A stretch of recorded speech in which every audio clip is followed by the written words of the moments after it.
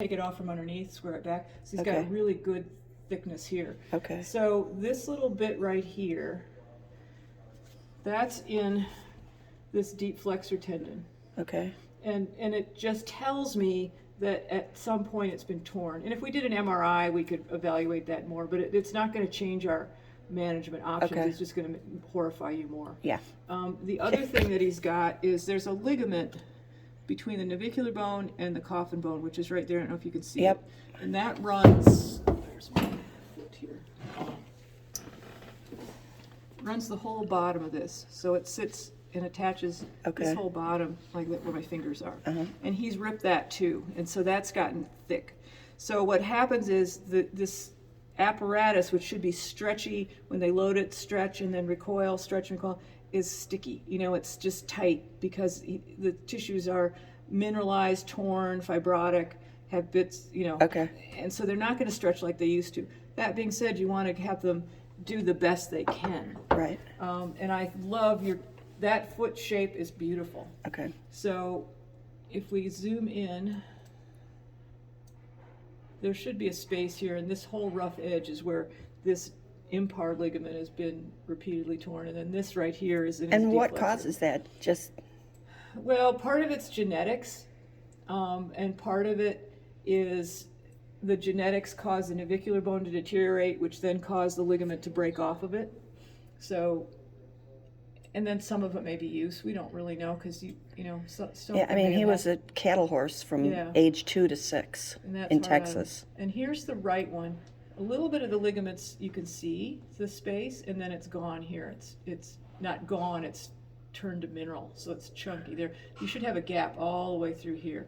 You don't have any gap over here. And then this big chunker is in his deep flexor tendon. It's not like he broke a piece off. It's just he tore that and then it mineralized. Okay. That being said, again, I love his foot shape. Just needs a little toe squared back. Okay. So then looking at his, And there's nothing you can do to make those torn things more supple, right? gentle stretching, but you have to go, you have to stop at a certain point. You can't go, well, I'm just going to keep stretching it till it's No. Yeah, it's just not going to do that. No. So you're kind of doing it already. He's got a nice angle. Okay. Now looking down on his navicular, you can see where that ligament was all ripped off. It should be attached all along this edge, which is this edge right here. And see, it's just, that whole edge is just ill-defined. And that's the cyst we started with. And it's filled in relatively well. I mean, you got a lot of bone in it where we used to have a big hole there. So a lot of improvements have been made. It's just, there's only so much you can do. Right. You know, it's like you're in a bad car crash. We're going to get you back to something, but we're not going to get you back to where you were never injured in the first place.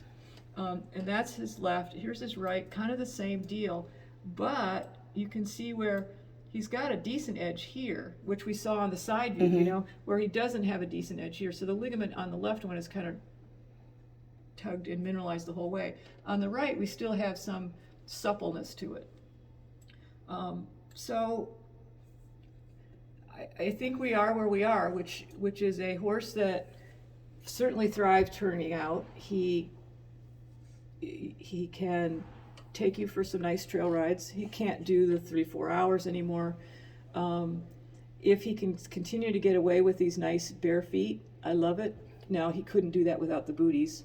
No, I wouldn't even attempt to. But fabulous. Right. His feet are so much better. You know, what some of them do, like if you say,